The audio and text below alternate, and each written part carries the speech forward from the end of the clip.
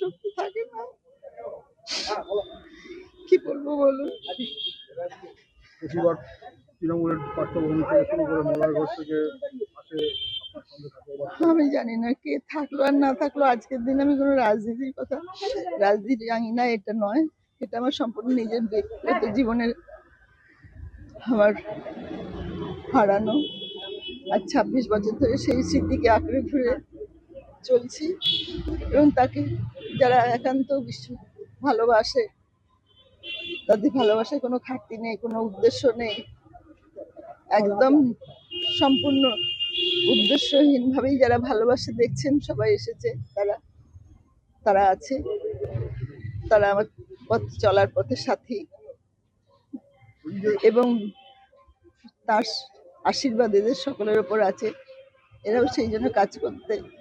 এবারে আপনাকে প্রার্থী করেনি? আবার রাজনীতির কথা নয়, আর রাজনীতির কথা আজকে নয়, আপনারা সবই জানেন কি হয়েছে না হয়েছে। দলের জন্য তো বিকাশ প্ল্যান হয়েছিল।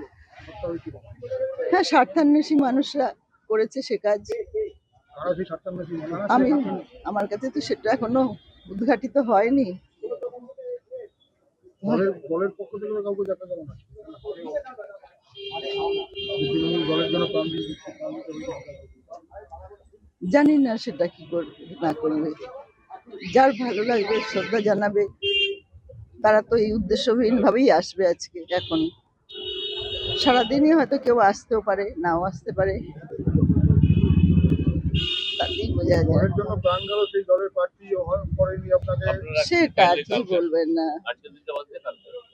সেটা তো পরে হবে। একটু বলেন। আর কি বলবো, আজকে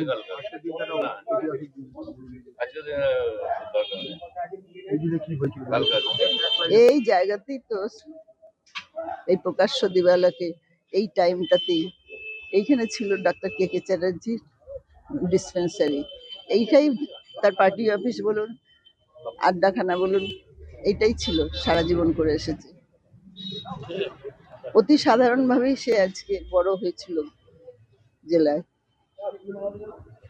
তা আজকে কে থাকলো আর পাশে না থাকলো, সেটা ঈশ্বর দেখবেন, ঈশ্বর বিচার করবেন। দল তো, আমি তো রাজনীতি এখন করছি না, আমি আজকে রাজনীতির মঞ্চ থেকে আসিনি। যারা এসেছে তারা নিশ্চয়ই সব দলের হয়ে আসেনি, তারা জননেতার পাশে এসেছে, জননেতাকে স্মরণ করতে এসেছে, জননেতাকে শ্রদ্ধা জানাতে এসেছে।